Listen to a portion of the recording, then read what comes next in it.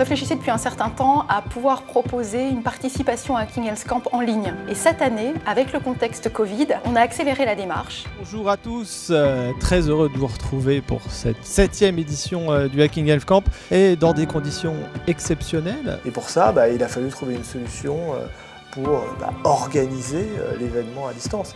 Et ça passe obligatoirement par l'audiovisuel et la visioconférence. Eh bien, bonjour Sébastien, bonjour à tous, ça va? Quel Sébastien, bonjour. Salut. Bonjour.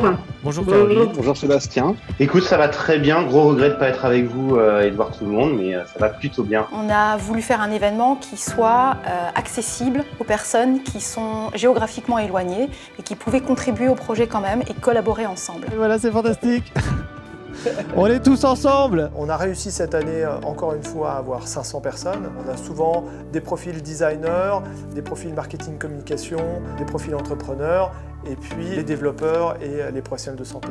Les conférences du Hacking Health Camp ont porté sur les millennials. Donc les millennials, c'est la génération des personnes qui sont nées avec les outils numériques et qui sont complètement imprégnées justement de la mobilité, des nouveaux usages. Et on l'a vu dans le monde de la pharma, on l'a vu avec le jeu vidéo. On est en train vraiment d'accélérer la transfo sur tous les points, que ce soit frontline, visiteurs médicaux, médical, etc. Il y a des professionnels dans ces domaines, il y a aussi des jeux qui sont développés pour aider ces groupes de personnes.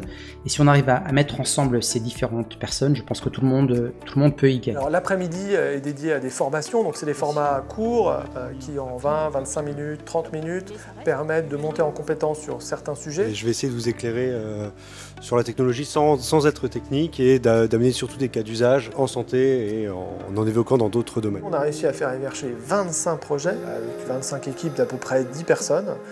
Donc, ce qui est plutôt un beau succès. On a pu bénéficier de la présence de coachs qui étaient parfois à l'étranger ou qui étaient dans d'autres régions de France et qui ont pu aider des équipes. Comment tu fais pour que ton appli, à un moment donné, elle ait cette capacité à prendre suffisamment les choses au sérieux, parce qu'on est en train de parler d'urgence médicale? Le principe fondamental, c'est de donner l'opportunité à des professionnels de santé de s'emparer de problématiques et de trouver des solutions pertinentes avec des outils digitaux. Pour ça, un laboratoire pharmaceutique peut être un sponsor d'un processus d'innovation qui va donner l'opportunité à ces professionnels de santé de se lancer dans une aventure. Les projets ont une vie après le hackathon puisqu'ils sont accompagnés par Health Factory, ses partenaires et les sponsors qui les aident à devenir une start-up après le hackathon. On voit qu'aujourd'hui, en 7 ans d'existence, c'est 177 projets réalisés, prototypes réalisés.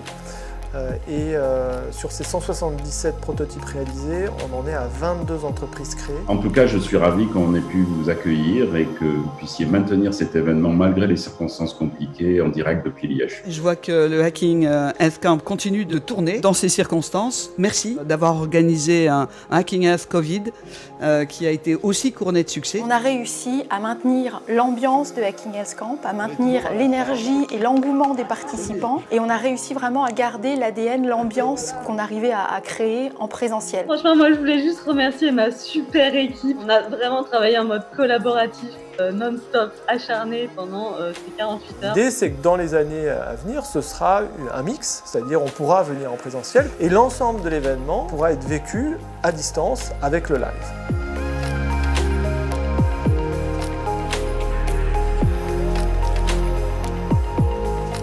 On sait que maintenant, on peut se regrouper quoi qu'il arrive. À bientôt.